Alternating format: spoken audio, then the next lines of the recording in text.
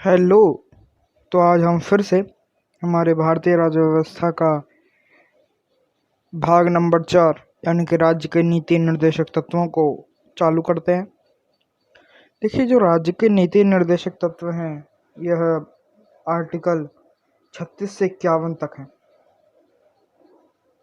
इसके बारे में तो जानकारी ले ली। अब हम बात करते हैं राज्य के जो नीति निर्देशक तत्व हैं यह भारत ने आयरलैंड से लिए हैं, यानी कि भारत ने इन्हें आयरलैंड से लिया है। अब देखिए, राज्य के नीति निर्देशक तत्व होते क्या है। राज्य के नीति निर्देशक तत्व वह होते हैं जिन्हें संविधान द्वारा राज्य के लिए निर्देशित किया गया है कि राज्य को अपनी प्रजा के लिए यह सभी कार्य करने होते हैं, तथा अगर कोई राज्य इन्हें अपनी प्रजा को नहीं दे पाता है या नहीं देता है तो यह वाद युग भी नहीं होते हैं, अर्थात इनके खिलाफ न्यायालय में किसी भी प्रकार का मुकदमा आप दायर नहीं कर सकते हैं।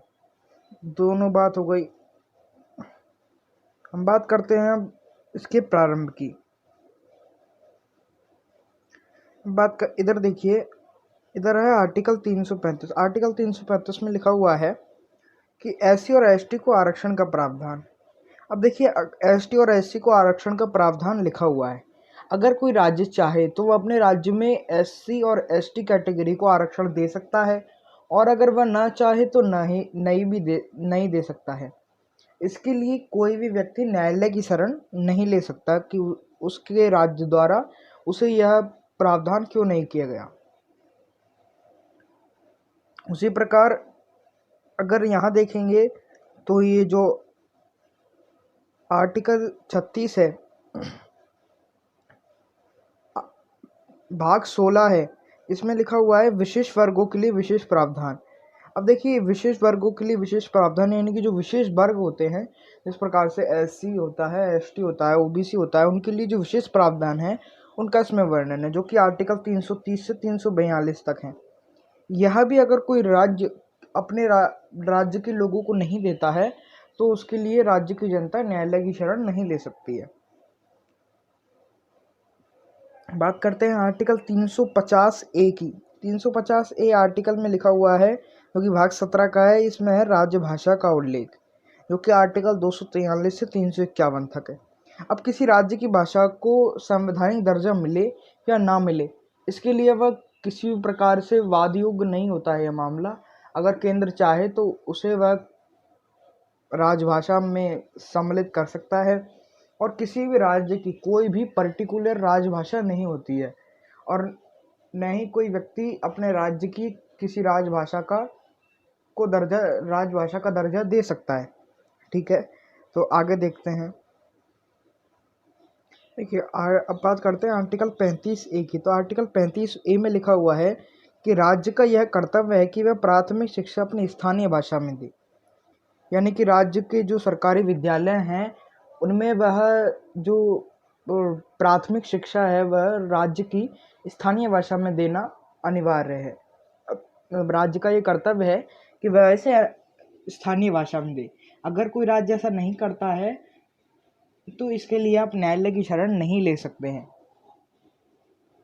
बात करते हैं आर्टिकल 35 की। ये तो था 35 ए, और ये है आर्टिकल 35। आर्टिकल 35 में लिखा हुआ है कि राज्य का वह कर्तव्य है कि वह हिंदी भाषा का विकास करे। राज्य का ये कर्तव्य है कि वह हिंदी भाषा का विकास करे। यह आर्टिकल 351 है, जो कि भाग 17 का है। यानी कि आर्टिकल 351 भाग 17 के अनुसार जो राजभाषा से संबंधित है, इसमें कहा गया है कि राज्य को ऐसी व्यवस्था करनी होगी कि जिससे हिंदी भाषा का प्रचुर मात्रा में विकास हो, क्योंकि भारत की जो राजभाषा है वह हिंदी है। बात करते हैं आर्टिकल 351 है, जो कि भाग 17 से संबंधित है। ये बीच में आ गया, इसे हम आगे देखेंगे। अब ये है आर्टिकल 36। आर्टिकल 36 की बात करें तो आर्टिकल 36 में लिखा हुआ है कि राज्य के नीति निर्देशक तत्वों की परिभाषा, यानी राज्य के नीति निर्देशक तत्वों की परिभाषा का उल्लेख आर्टिकल 36 के अंतर्गत किया गया है कि राज्य के नीति निर्देशक तत्व किस प्रकार के होंगे, उनके अंदर वह किस प्रकार से लागू किए जाएंगे, उनके अंदर क्या क्या चीज़ें सम्मिलित हैं। अब बात करते हैं आर्टिकल 37 की। आर्टिकल 37 में क्या लिखा हुआ है? इसमें लिखा हुआ है कि संसद को अधिकार है कि वह नीति निर्देशक तत्वों में संशोधन कर सकती है। यानी अगर संसद चाहे तो वह राज्य के नीति निर्देशक तत्वों में संशोधन कर सकती है, अर्थात वह किसी भी प्रकार का नीति निर्देशक तत्वों में संशोधन कर सकती है। जैसे कि एक नीति निर्देशक तत्व है आर्टिकल 45। तो आर्टिकल 45 में लिखा हुआ है कि 6 से 14 साल तक के बच्चों को जो प्राथमिक शिक्षा है वह अनिवार्य है। अगर सरकार चाहे, केंद्र सरकार चाहे तो इसमें परिवर्तन कर सकती है और इसकी उम्र को घटा बढ़ा सकती है। बात करते हैं अगले की। तो अगला है आर्टिकल 38। आर्टिकल 38 में लिखा हुआ है कि राज्य का कर्तव्य है कि वह लोगों को सामाजिक एवं राजनीतिक कल्याणकारी कार्यक्रम चलाए। यानी कि लोगों में जागरूकता लाने के लिए राज्य का ये कर्तव्य है कि वह कल्याणकारी कार्यक्रम चलाए सामाजिक एवं राजनीतिक दृष्टिकोण से। तो ठीक है, ये बात कही गई है आर्टिकल 38 में। अब बात करते हैं आर्टिकल 39 की। आर्टिकल 39 में लिखा हुआ है कि राज्य में समान कार्य के लिए समान वेतन होना चाहिए और पुरुषों एवं महिलाओं के लिए भी समान वेतन होना चाहिए। यानी कि इसमें लिखा हुआ है कि प्रत्येक कार्य के लिए, एक जैसे कार्य के लिए समान वेतन होना चाहिए, चाहे और वेतन में किसी भी जाति, लिंग आदि के आधार पर भेदभाव नहीं होना चाहिए। उससे पूर्व एक और बात लिखी हुई है कि राज्य आय की असमानता को कम करना भी कर्तव्य है। जैसे कि इसमें लिखा हुआ है आर्टिकल 39 में कि आय की असमानता को कम करने का प्रयास राज्य के द्वारा किया जाना चाहिए। अगला एक बिंदु है कि लोक स्वास्थ्य को बनाए रखना भी राज्य का कर्तव्य है। यानी कि लोगों को अच्छी स्वास्थ्य व्यवस्था मिले, लोगों का स्वास्थ्य अच्छा रहे, इसका कार्य भी राज्य के द्वारा ही किया जाता है। एक इम्पोर्टेंट है आर्टिकल 40। आर्टिकल 40 में कहा गया है कि प्रत्येक राज्य में पंचायती राज का प्रावधान होना चाहिए। यह प्रत्येक राज्य के लिए मान्य है, क्योंकि भारत में जो पंचायती राज्य है वह लागू किया गया था। तो यह आर्टिकल 40 में है और यह जरूरी है। आर्टिकल 41 में कहा गया है कि कार्य पाने का अधिकार, यानी कि राज्य में सभी व्यक्तियों को कार्य पाने का अधिकार होना चाहिए। किसी भी व्यक्ति पर किसी भी प्रकार की रोक नहीं होनी चाहिए। आर्टिकल 42 में लिखा हुआ है कि कार्य करने की न्याय संगत एवं मानवीय दशाएं, यानी कि कोई भी व्यक्ति अगर किसी भी प्रकार का कार्य करना चाहता है तो उसके लिए उसे न्याय संगत उसके संग व्यवहार हो और उसे कार्य करने के लिए मानवीय दशाएं दी जाए। अर्थात किसी भी व्यक्ति को ऐसा कार्य न दिया जाए जो उसके लिए जोखिमपूर्ण हो और मानवीय जो धारणाएं हैं उनसे विमुख हो।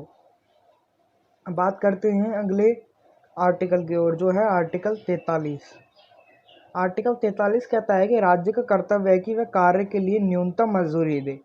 सरकार क्या करती है, प्रत्येक वर्ष या कुछ वर्षों में मजदूरी तय करती है, अर्थात 150 रुपया दिन या 200 रुपया दिन के हिसाब से मजदूरों की मजदूरी तय की जाती है, जो कि न्यूनतम मजदूरी होती है। अगर कोई व्यक्ति इस न्यूनतम मजदूरी से भी कम मजदूरी देता है तो उसके खिलाफ कार्रवाई की जा सकती है। परंतु राज्य का ये कर्तव्य है कि वह प्रत्येक व्यक्ति को न्यूनतम मजदूरी प्राप्त कराए। आर्टिकल 44 की बात करें तो आर्टिकल 44 भी मुख्य है। इसमें है कि समान नागरिक संहिता जो है वह लागू होनी चाहिए। समान नागरिक संहिता का मतलब है कि सभी जो राज्य में रहने वाले नागरिक हैं उन्हें समान अधिकार दिए जाएं तथा उनके संग समानता का व्यवहार किया जाए। आर्टिकल 45 की बात करें तो आर्टिकल 45 में है कि 6 से 14 साल तक के बच्चों को प्री एजुकेशन की सुविधा की जाए। अर्थात मैंने बताया था कि 6 से 14 साल तक के बच्चों को प्रारंभिक शिक्षा का प्रावधान है, जो कि अनिवार्य है। अगर राज्य को यह सुविधा अनिवार्य करनी चाहिए। अगला है आर्टिकल 46। आर्टिकल 46 में किया गया है कि एसटी व एससी का शैक्षणिक एवं आर्थिक विकास करना राज्य का कर्तव्य है। यानी कि जो अनुसूचित जाति है और अनुसूचित जनजाति है, उनके लोगों का शैक्षणिक एवं आर्थिक विकास करना ही आर्थिक विकास करना कर्तव्य राज्य का कर्तव्य है। ठीक है, तो आगे देखते हैं। देखिए, अब है अगला आर्टिकल 47। इसमें लिखा हुआ है कि राज्य चाहे तो किसी भी खाद्य एवं पेय पदार्थ पर प्रतिबंध लगा सकती है। यानी कि अगर राज्य चाहे तो वह किसी भी खाद्य पदार्थ अथवा पेय पदार्थ पर प्रतिबंध लगा सकती है। जिस प्रकार से राजस्थान सरकार ने 1 वर्ष पूर्व गुटखे पर प्रतिबंध लगाया था, उसी प्रकार अगर कोई भी राज्य चाहे तो किसी भी प्रकार के खाद्य पदार्थ अथवा किसी भी प्रकार के पेय पदार्थ पर प्रतिबंध लगा सकता है। आगे देखते हैं। देखें तो अब है आर्टिकल 47A। आर्टिकल 47A में कहा गया है कि पालतू पशुओं की बलि पर प्रतिबंध। यानी कि जितने भी पालतू पशु होते हैं उनकी बलि पर प्रतिबंध लगा दिया गया है कि किसी भी पशु को आप धार्मिक कार्य या अपनी परंपरा के लिए उस पशु की बलि नहीं दे सकते हैं। ठीक है, अब बात करते हैं अगला आर्टिकल 48। आर्टिकल 48 की में बात करें तो इसमें है कि राज्य का कर्तव्य है कि पर्यावरण एवं वन्य जीव का संरक्षण करे। यानी कि राज्य का ये कर्तव्य है कि वह अपने राज्य के पर्यावरण एवं राज्य के जितने भी वन्य जीव हैं उनका सभी का संरक्षण करें और उनके लिए उचित इंतजाम करें। अगला देखते हैं। अगला है आर्टिकल 49। इसकी बात करें तो इसमें है कि राज्य का कर्तव्य है कि वह राष्ट्रीय स्मारकों की रक्षा करे। यानी जितने भी राष्ट्रीय स्मारक हैं, चाहे वह भवन है किसी भी प्रकार का या मंदिर है या कोई अन्य इमारत है, जैसे कि संसद भवन है, उच्च न्यायालय का मुख्य पीठ है, इन सब की रक्षा करने का कार्य भी राज्य का है। अगला देखते हैं। अगला है आर्टिकल 50। आर्टिकल 50 में है कि कार्यपालिका एवं न्यायपालिका को अलग करना भी राज्य का कर्तव्य है। यानी कि कार्यपालिका और न्यायपालिका को अलग करना राज्य का कर्तव्य है। यानी कि जो राज्य की विधानसभा है और राज्य के जो हाई कोर्ट है, उनको वह स्वतंत्र रूप से दोनों कार्य करें, दोनों संस्थाएं स्वतंत्र रूप से कार्य करें, इसका जिम्मेदारी भी राज्य के ऊपर ही है। अगले आर्टिकल पर चलते हैं। अगला है आर्टिकल 51। आर्टिकल 51 में लिखा हुआ है कि आंतरिक एवं बाहरी शांति को बनाए रखना भी राज्य का कर्तव्य है। यानी कि राज्य की आंतरिक शांति और राज्य की बाहरी शांति, यानी कि राज्य से के अंदर जितने भी स्थान हैं, यानी कि राज्य की आंतरिक सुरक्षा, उसकी शासन व्यवस्था को ठीक ठाक चलाना, तथा बाहर अगर कोई सीमा से जुड़े हुए राज्यों में भी शांति फैलाना और अपने राज्य से किसी भी प्रकार का उपद्रव या गैर संवैधानिक कार्य न हो पाना, इस प्रकार के जितने भी रखरखाव हैं वह राज्य सरकार द्वारा ही किए जाते हैं तथा यह राज्य का ही कर्तव्य है। इसी के साथ हमारा जो राज्य के नीति निर्देशक तत्व हैं उनका ये टॉपिक कंप्लीट हो गया है। अब कल से हम एक नया टॉपिक प्रारंभ करेंगे जो कि है भाग 4 मौलिक कर्तव्य। भाग 4 मौलिक कर्तव्य जो है वह आर्टिकल 51 क में लिखे हुए हैं।